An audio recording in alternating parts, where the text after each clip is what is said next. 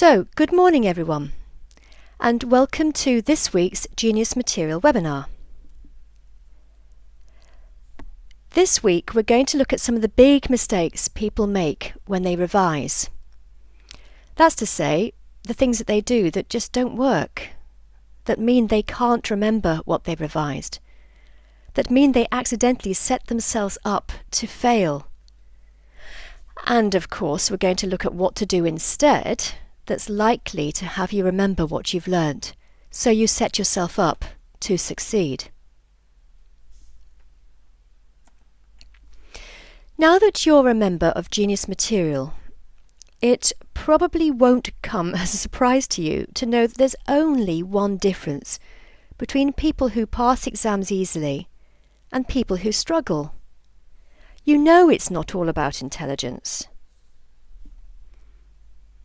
It's not a question of you've either got it or you haven't, and if you haven't, there's nothing you can do about it. You know that it's all about having an effective revision strategy. People who pass exams easily have a good revision strategy that works for them. It's no longer a great surprise to you that you'll also pass your exams easily if you also have a good revision strategy that works for you. If you're having trouble remembering the information you've studied, then maybe you're falling into some of the traps mentioned here today. So keep listening to discover if the reason you're having a hard time with your revision is because your strategy is still not the best one for you. If so, it's the revision strategy that's at fault and not something wrong with you. Change your strategy and your results will change too. Looking for a shortcut. A while ago I had a telephone call from someone inquiring about mind maps. He'd heard that mind maps were useful for creating study notes, and he rang me to find out if I knew anyone who could make his mind maps for him. In other words, he wanted somebody to go through his course manual for him, creating mind maps that he could revise from, in order to save him time. He didn't realise that it's the process of making mind maps, or indeed any other style of revision notes, that gives the brain the opportunity to make a pattern of the information and send it to the long-term memory, where you'll need it for the exam. There's no shortcut to learning. You have to do the learning yourself, if you're the one who wants to retain the information, that is. There are, of course, quick and effective ways of doing this, but you're the one who has to do it. And it doesn't matter what style of revision notes you make when you're studying. Different people will make different sorts of notes. And all that matters is the style of notes that you make works for you. And while you're making those notes, you're automatically spending time with the information, allowing it to sink into your long-term memory. You've got to actively manipulate that information in order for your brain to make a pattern of it. In other words, for you to get your head round it. And there's no one else can do that for you. Hoping to get someone else to do some of the work is like having somebody else take the driving lessons and get lots of practice in, driving in real-life situations on public roads, preparing for the driving test, being familiar with what the car will do and how it works, only for that person to jump out of the car and for you to climb in behind the wheel as soon as the driving test begins. You've done none of the work. Yeah, you got a vague idea of what the car will do for you, and an even vaguer idea of what to do with the various pedals, levers, dials and switches. You're going to make an absolute botch-up of the test. You've not put the time in to get familiar enough with driving for it to become automatic and easy. You wouldn't dream of doing that for a driving test, because it's so obvious that you're the one who has to prepare yourself. But isn't it funny that when it comes to taking exams, we look for all sorts of ways of getting out of doing the requisite work. I reckon the best way to deal with any huge task that you find a little intimidating is to roll your sleeves up and face the monster head on. Of course, you can organise yourself sensibly, and also organise the information that needs to be learnt in such a way that you bite off a little chunk at a time. That's the way to make good solid progress. And it feels really good when you begin to achieve little successes one after the other. Leaving it all until the 11th hour.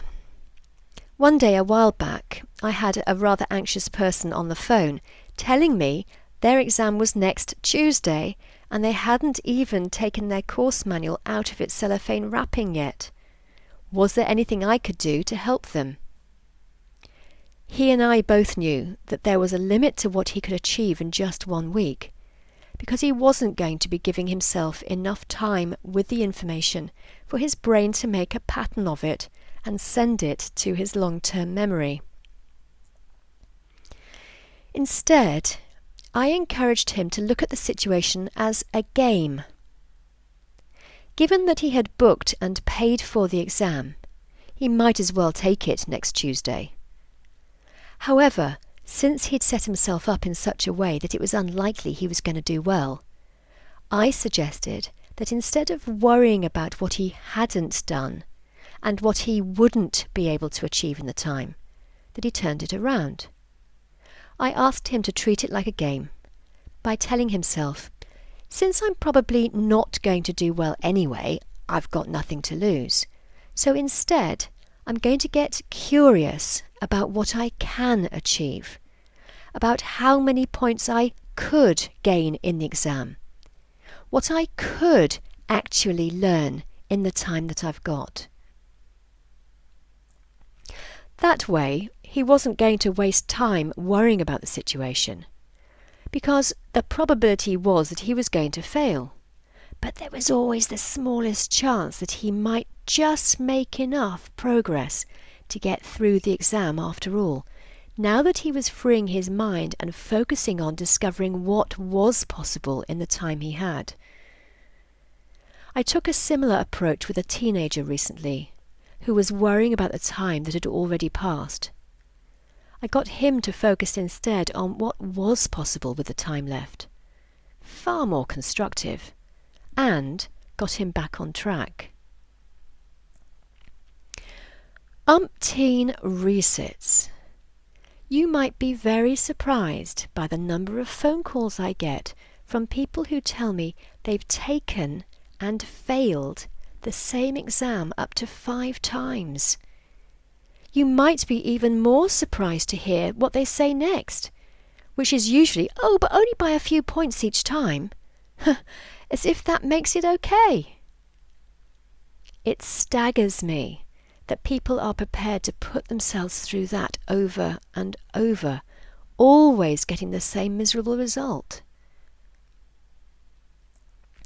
You've heard the expression, if you do the same thing again and again, you can expect to get the same result again and again. And that's exactly what they're doing. Of course, the reason they're not passing the exam is because they don't have a good revision strategy. Instead of wasting time resitting the exam, taking time off work to do so, and what's more, paying the exam fees each time, why not put your energy into finding out what revision strategies successful people use? So what are the revision strategies of successful people? Well, they pay attention to the 3 keys to learning. They know that they need to, 1, spend enough time with the information for their brain to make a pattern of it and send it to their long-term memory. 2, make brain-friendly notes, which they can still see in their mind when they close their eyes. And 3, test themselves on a regular basis the revision they've already learnt.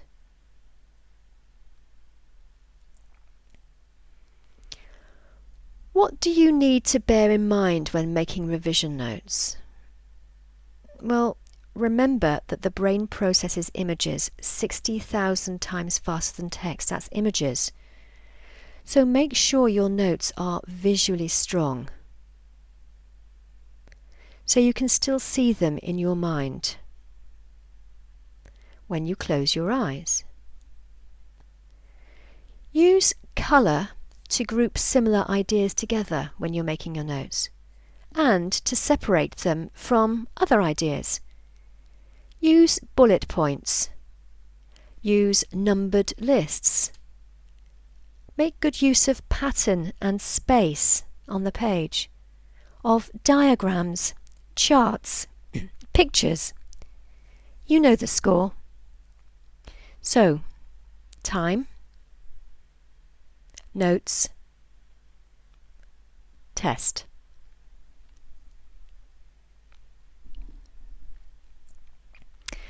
If you fail to plan, you plan to fail.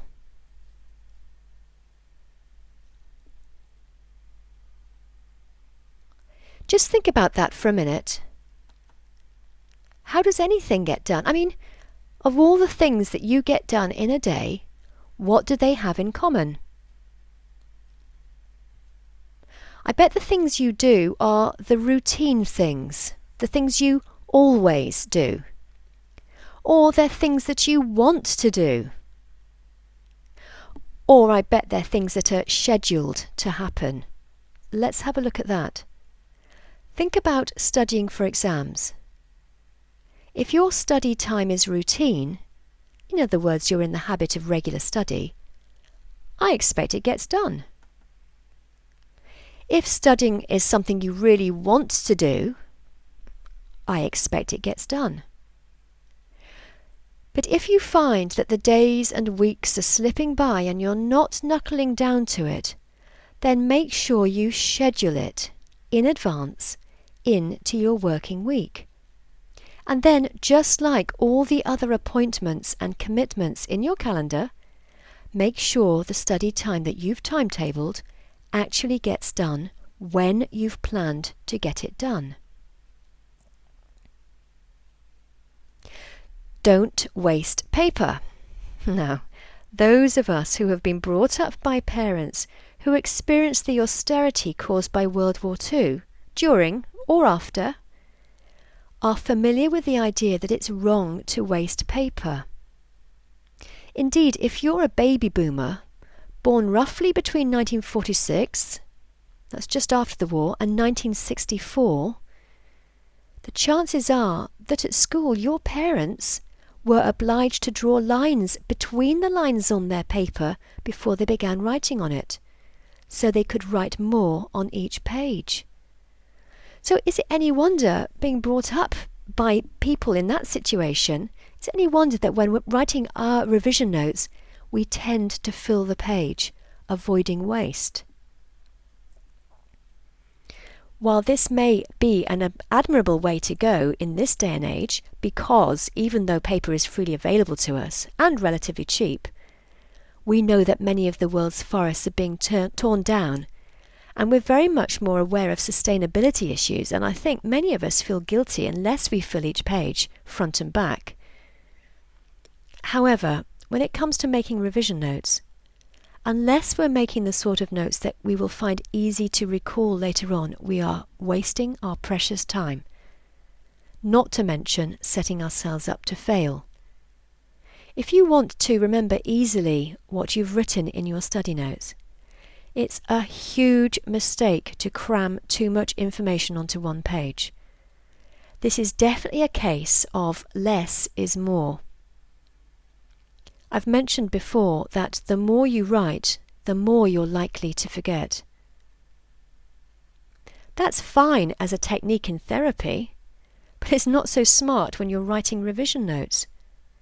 Remember the rule of 7 or fewer. Only put up to 7 bits of information on a page. And that way you'll find it easier to see in your mind when you've got your eyes closed, especially in the exam when you need to recall the information, the information that you've written on your revision notes. 7 or fewer. And pay attention to how you arrange the information on the page as well. Make sure it's organised into the clearest arrangement, focusing on patterns, common threads, points of difference. You know the sort of thing I mean. Long study sessions. Ever found yourself falling asleep during long study sessions? Human beings have evolved with short attention spans. That won't come as a great surprise to many people. But I wonder how many people allow for this when revising. It's very unlikely that you can maximize your efficiency when studying for long periods of time. It's perfectly natural for your mind to wander off, and for you to find that much of your revision time has been wasted. Unfortunately, many people, in an attempt to take their revision seriously, make the mistake of taking a few days off work or setting aside a whole weekend, turning down invitations in the name of doing the right thing. But that's not the way your brain works best. Far better to schedule in short bursts of time throughout the week and weekend. If you do want to spend most of the weekend revising, then you absolutely must give yourself regular breaks, or you'll be simply wasting your time.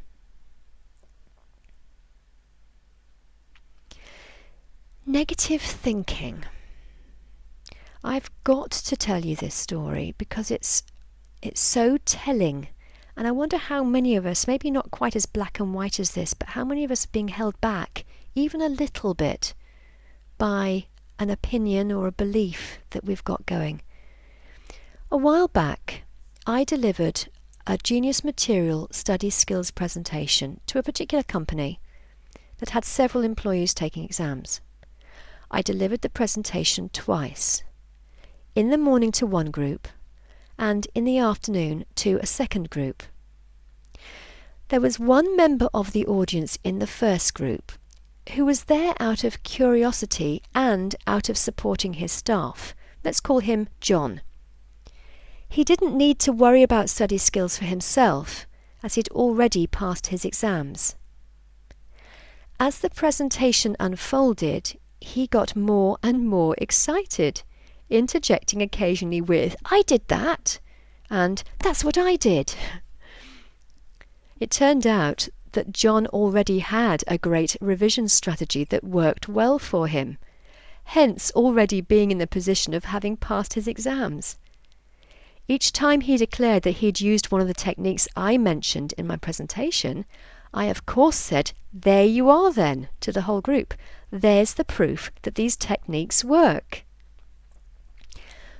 But I got to tell you, I had a very interesting thing happen in the presentation to the afternoon group. There was one member of the audience who seemed very down and despondent, and he wasn't really paying a great deal of attention to the presentation. He was listening all right, but you could see that it just didn't appear to mean anything to him. Let's call him Rob. I decided to speak to him privately afterwards because I'd been told that this guy still had many exams to do, and that not passing them soon would mean that he would lose his job. Very quickly in our conversation, it was obvious how resigned he'd become to failing his exams. After all, he'd taken the same exam over and over and failed it each time. Naturally enough, he supposed that if you couldn't pass this first exam, he had no chance of passing the others either, especially in the time that he had left. I acknowledged that while he had a big challenge in front of him, I would help him, and he still had time to pass the required exams before the deadline. I said that to him because I've helped so many people pass exams simply by developing a good revision strategy. So I felt sure that I could also help him. However, it became clear in the conversation that Rob had already made up his mind, that he just simply wasn't going to pass the exams. And do you know his reason for believing that? He referred to John in the first group. But not from my perspective, which was, if John could do it, let's find out what John did, what strategy he used, and do the same thing in order to get the same results. No. Rob's belief was that John had something special that Rob didn't have. And because Rob didn't have that special ingredient for passing exams, there was nothing he could do about it, but just wait for the inevitable consequences of losing his job. What a waste! Rob's belief and attitude meant that he would indeed fail his exams and lose his jobs, when all he had to do was recognise that his revision strategy up till now didn't work. All he had to do was adopt a better revision strategy, one like John's, and he could expect to get results like John's. And I was there, willing to work with him, giving him lots of extra special time that would allow him to get to the place he needed to get to quickly. He didn't have to work it all out for himself. I would help him get there. So I was handing it to him on a plate. But he couldn't hear what I was saying. He couldn't relate to it. There was like a great big barrier between us that prevented him from actually hearing the message I was trying to give him. Isn't that a shame? Anyway, you know what to do, don't you? If what you're doing doesn't work, stop doing it. Do something else. As you're learning how best to revise for you, make a mental note of what seems to work well and what doesn't work so well. And then all you have to do is more of what works and less of what doesn't. It's obvious, isn't it?